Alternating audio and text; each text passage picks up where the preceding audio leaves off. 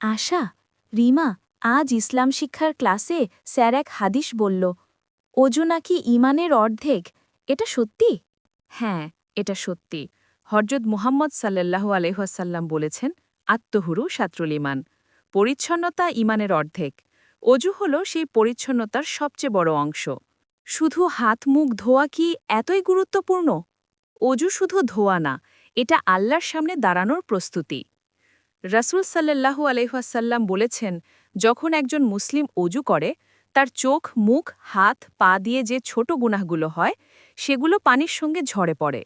মানে গুনাহগুলো পানি দিয়ে ধুয়ে যায়? হ্যাঁ, প্রতিটি ফোঁটায় গুনাহ ঝরে। নবী সাল্লাল্লাহু আলাইহাল্লাম বলেছেন, যে সুন্দরভাবে অজু করে 2 রাকাত নামাজ পড়ে তার পূর্বের গুনাহ ক্ষমা করে দেওয়া হয়। বাহ! তাহলে অজু শুধু শুদ্ধতা না, ক্ষমা পাওয়ারও পথ। ঠিক তাই। আর জানো, নবী খুব ধীরস্থিরভাবে অজু করতেন। তিনি বলতেন, অজুকে সম্পূর্ণ করো, অর্থাৎ হাত পা ভালোভাবে ধোয়া, আঙ্গুলের ফাঁক পরিষ্কার করা, সবকিছু যত্ন করে।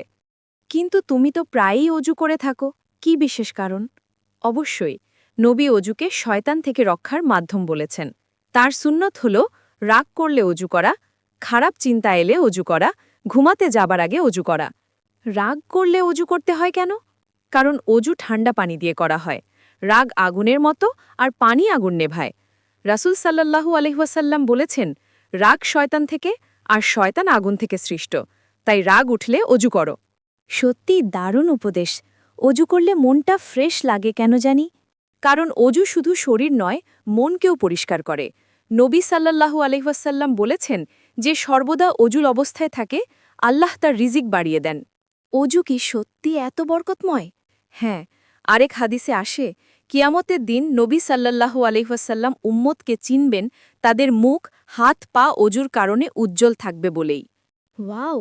মানে আমাদের অজুর আলো কি কিয়ামতের দিন আমাদের পরিচয় জানাবে? অবশ্যই, তাই অজু শুধু দুনিয়ার কাজ নয়, আখিরাতেরও পরিচয়।